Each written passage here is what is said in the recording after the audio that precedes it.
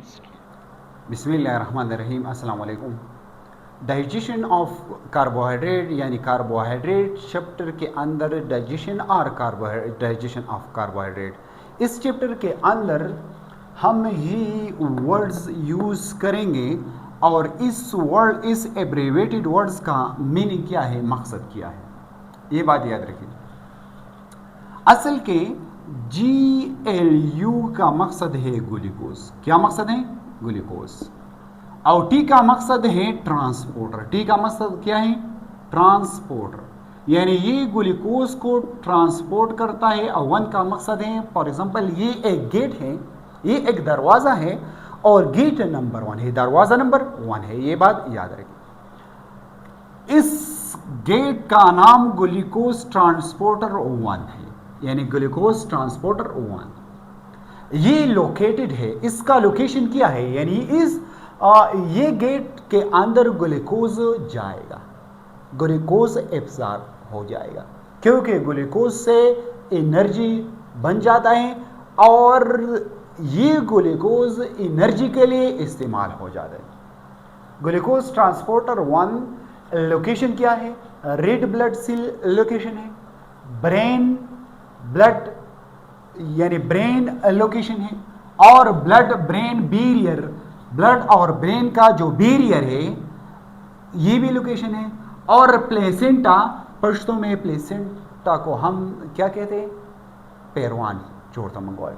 तो ये क्या है? इसके अंदर ये क्या है? ये मौजूद है, ये ग्लूकोज ट्रांसपोर्टर 1 मौजूद है, याद रखें।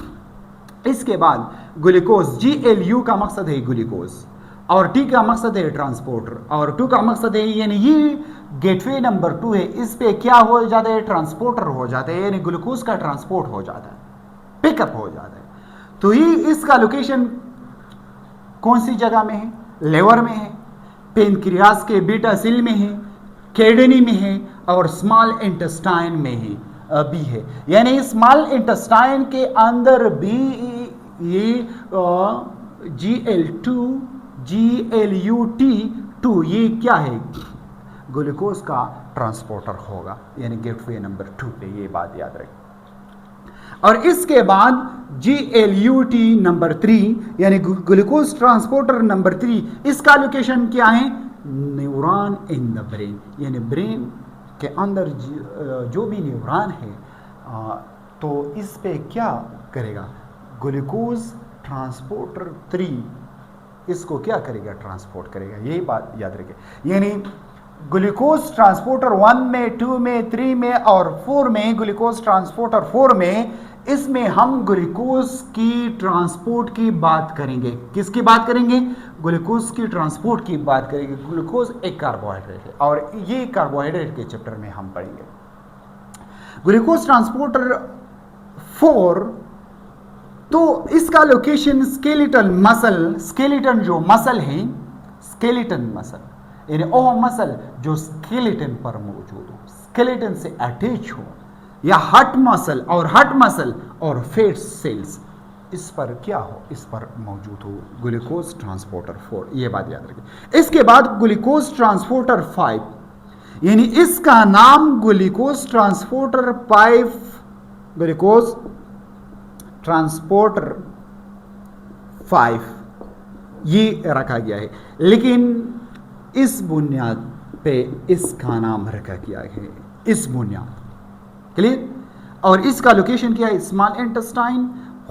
लेकिन एक बात याद रखें, ग्लूकोज ट्रांसपोर्टर 1 यानी ग्लूकोज ट्रांसपोर्टर 1, 2, 3, 4 में, इस सारे के सारे में ग्लूकोज का ट्रांसपोर्टर होगा, लेकिन ग्लूकोज ट्रांसपोर्टर 5 में फ्रक्टोज का ट्रांसपोर्टर होगा। ये बात ज़हन में याद रखिए। GLU का मकसद है ग्लूकोज और T का मकसद है ट्रांसपोर्ट, और 5 का मकसद है 5 यानी ये स्मॉल इंटेस्टाइन के क्या है?